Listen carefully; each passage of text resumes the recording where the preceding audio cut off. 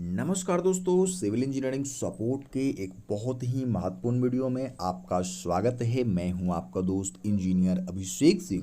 दोस्तों, कई बार होता है कि छत की ढलाई तो हो जाती है, सब कुछ सही चल रहा होता है, लेकिन दोस्तों जब बात आती है इलेक्ट्रिकल वायरिंग की, जो कंसील्ड वायरिंग की बात आती है, तो दोस्तों जब फैन बॉक्स में वायर डाला जाता है तो पता चलता है कि जो हमने छत की ढलाई की थी उसी समय क्या हुआ कि ये जो इलेक्ट्रिकल पाइप आप देख रहे हैं ना छत में, ये दोस्तों दब जाता है। 2 से 3 पॉइंट आपको हमेशा याद रखना है इलेक्ट्रिकल पॉइंट डालते समय, ताकि हमें फ्यूचर में किसी प्रकार की कोई दिक्कत ना आए। अगर दोस्तों एक भी पाइप आपका दब जाता है तो बाद में जब शटरिंग खुलने के बाद आप वायरिंग करने जाएंगे, इतनी ज़्यादा परेशानी होगी दोस्तों। एक एक पाइप आपका पूरा दिन भी ले सकता है, और बहुत सारे केसेस में क्या होते हैं कि उस पाइप का यूज हम फ्यूचर में कर ही नहीं सकते हैं, इतना ज़्यादा कंक्रीट उसमें भर जाता है या फिर इतना ज़्यादा वो पाइप जो है वो दब जाता है। दोस्तों जो कंक्रीट भरता है या फिर दोस्तों जो सीमेंट की स्लरी होती है वो अंदर जाती है, तो उसके लिए जहाँ भी आपको पाइप में ज्वाइंट्स डालने हैं वहाँ पे दोस्तों अच्छे तरीके से इलेक्ट्रिकल टेप का इस्तेमाल करना है। इस चीज़ से आप जो है वो निश्चिंत हो जाएंगे। जहाँ पे आप फैन बॉक्स वगैरह लगा रहे हैं वहाँ पे अच्छी तरीके से दोस्तों पैकिंग करें, ये चीज़ें हो जाएगी। लेकिन जब आप दोस्तों पाइप खरीदने जाएं, देख सकते हैं 25 mm के बगल में, देख सकते हैं 25 mm तो साइज आप ले ही लेंगे, लेकिन उसके बगल में जो MMS लिखा हुआ है ना, मीडियम मैकेनिकल स्ट्रेस, आपको सबसे ज़्यादा उस पर ध्यान देना है। 3 तरीके के जनरली दोस्तों इलेक्ट्रिकल पाइप मार्केट में उपलब्ध होते हैं, एक ही साइज में 25 mm में तीनों आपको उपलब्ध हो जाएंगे। लेकिन एक होता है LMS, ठीक है, वो सबसे लो ग्रेड मान सकते हैं आप। MMS होता है दोस्तों, ठीक है, मीडियम मैकेनिकल स्ट्रेस जिसको बोलते हैं। जैसे कि ये मान लीजिए पाइप है ना, चलिए मैं आपको एक एग्जांपल के तौर पर समझाता हूँ। LMS, MMS और HMS क्या होता है।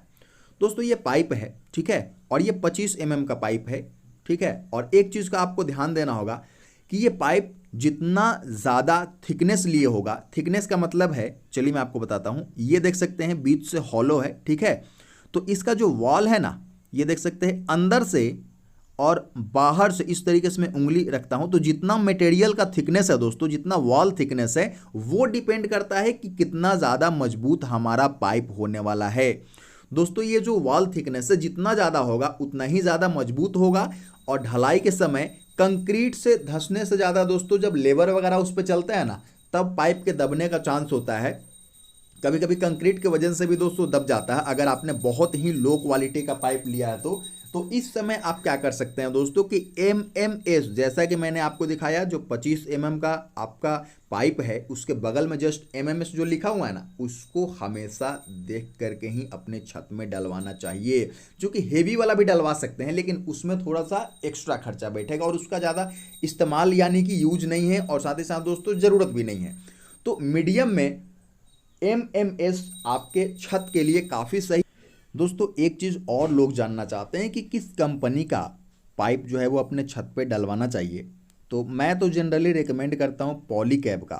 थोड़ा सा कॉस्ट ज़्यादा पड़ता है दोस्तों, पैसे आपको थोड़े से ज़्यादा खर्च करने पड़ेंगे, लेकिन मटेरियल वाइज आप देखेंगे तो सही है, काफ़ी बढ़िया है दोस्तों। और इस छत में भी पॉलीकैब का ही पाइप लगाया जा रहा है। दोस्तों एक गलती जो लोग आमतौर पे करते हैं जिससे उनका बजट यानी कि खर्चा बहुत ज़्यादा बढ़ जाता है, वो ये है कि जिस पाइप का इस्तेमाल वो छत वाले में करते हैं, उसी पाइप का इस्तेमाल वो जो दीवार पे जो कंसील्ड पाइपिंग करते हैं उसमें भी वो करने लगते हैं। तो ये चीज़ें सही बिल्कुल भी नहीं मानता हूँ दोस्तों, क्योंकि इससे आपका बजट भाग जाएगा। आपके पास पैसा है, अच्छी क्वालिटी का हर जगह आप दे रहे हैं तो काफ़ी सही चीज़ है, किसी प्रकार का कोई दिक्कत नहीं, लेकिन पैसा थोड़ा सा बचत करके आप चलना चाहते हैं, क्योंकि छत पे हमें मोटा पाइप देना, मजबूत पाइप देना मजबूरी है, क्योंकि कंक्रीट का लोड आने वाला है, साथ ही साथ दोस्तों लेबर वगैरह उस पर चलने वाले हैं तो उसका लोड आने वाला है, कुछ मशीन है वाइब्रेटर वगैरह है तो उसका फिर इफेक्ट पड़ता है दोस्तों।